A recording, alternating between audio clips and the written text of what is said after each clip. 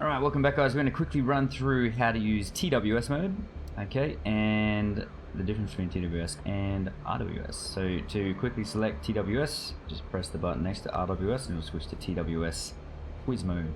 So what we're going to quickly cover is the difference between auto and manual. Okay, so we're in manual at the moment. Let's zoom out the old SA page. So we got a guy here, he's at angles 24.6 and he is 46 miles to bump our range out. So we're going to go ahead and slew over, turn the radar on, and you can see we got a couple of contacts there. So we're going to go ahead and box him. So press TDC to press, and then we can box or we can attack or target. Right down. There we go.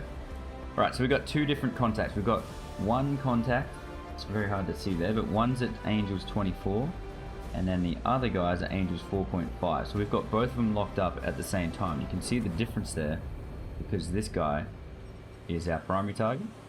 Okay, even though it's a square because we're too far away for IFF at the moment.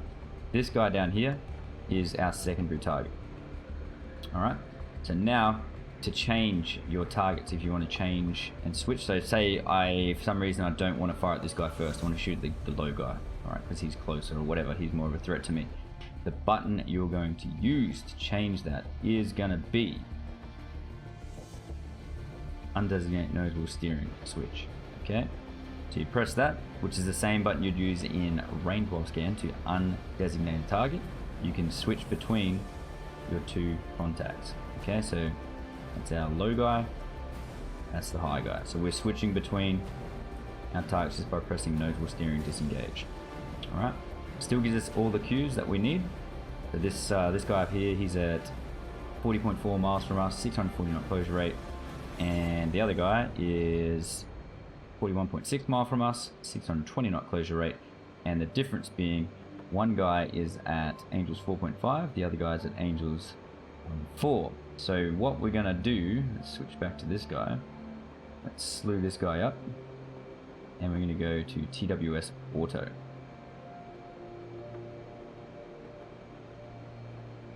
It's going to let us, yeah, still is. Alright, so what TWS Auto does, let's turn our autopilot off, active pause off.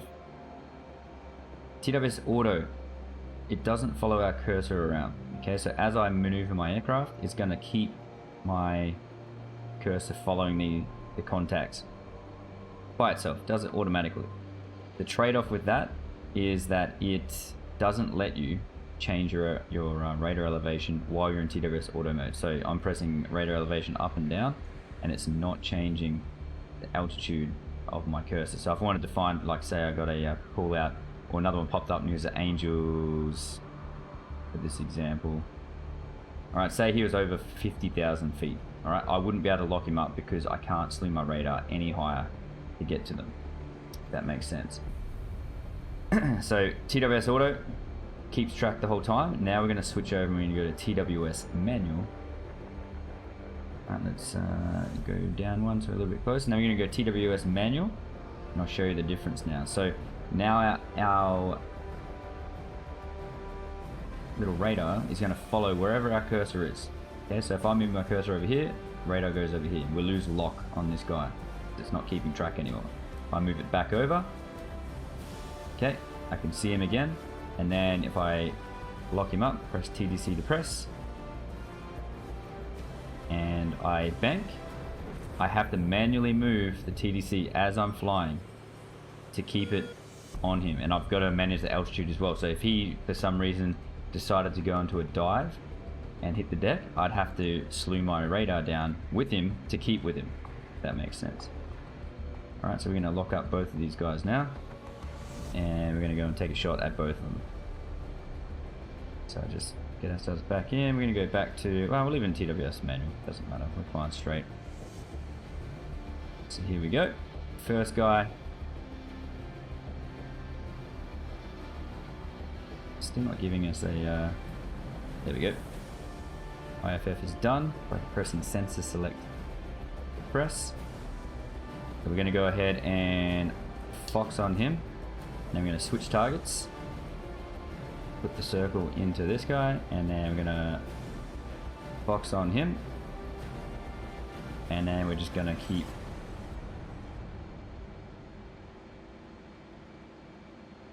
keep ourselves on there. So now both missiles have gone active off the rail, or they've gone active, so they're both tracking. So there's our first one, should be a split splash, and our second one should be tracking. Nice shot in the face here. Good old AI, not even a defend. Boom, both dead. Alrighty, so last thing I'm going to go through on TWS is just the AIM-120 Symbology. So we're going to go ahead and twist lock this guy.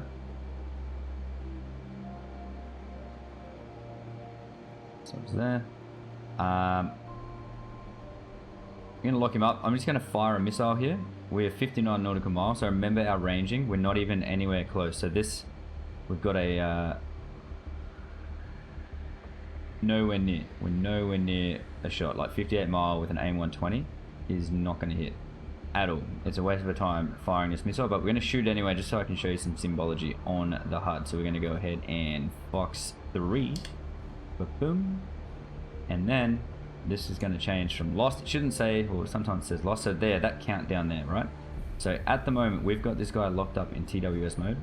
He doesn't know we've got him locked. All right, we just shot one at our E3 just for fun. Because, you know, why not? So he doesn't know he's been locked by me, and he doesn't know that we've fired a missile. So at the moment, our radar, our Hornet Radar, is giving guidance to our AIM-120, and that timer there, 77, 76, 75, that's how many seconds until the missile will turn its own radar on, because that's the beauty about the Fox 3s, the AIM-120s, is they go active. They've got their own radar, and they'll activate. Which is why sometimes you've been playing a multiplayer, you'll be flying along, nothing's going on, then all of a sudden your RWI just goes spastic and you've got a missile coming at you. Like, what? I didn't even get locked up. Where the hell did that come from? Because they shot it in TWS mode. So as that timer gets down to 0, as soon as it goes to 0, our missile is going to turn on its radar and it will start tracking. Okay, so at the moment, old mate does not even know that this missile is coming. So that's why TWS mode is super powerful. And especially if you don't know what the hell you're doing, it's super powerful against someone that doesn't know what the hell they're doing, because they're not going to know that a missile's on its way until it's too late. So if we go to our missile now, you see it is up at Angel 68, doing 400 knots. So let's speed this up just for shits and giggles here. Let's see if this even hits. I doubt it is. I doubt it's going to hit.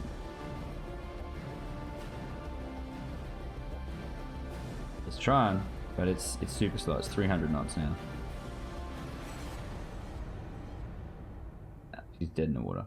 Dead in the water. It's trying still. It's still tracking him, but it's got no energy left. Alright. Turn that down again. So that is pretty much it, the symbology. Wait till it goes active, and then you can turn away cold. If you turn away cold before it goes active, you're not giving your missile the best chance of a shot at all.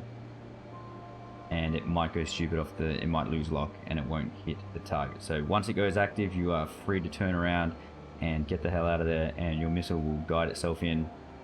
Happy days until either the enemy defends it, or until it smacks them and shoots them down. Alright, hope that made sense, guys, and I'll catch you on the next one. Peace.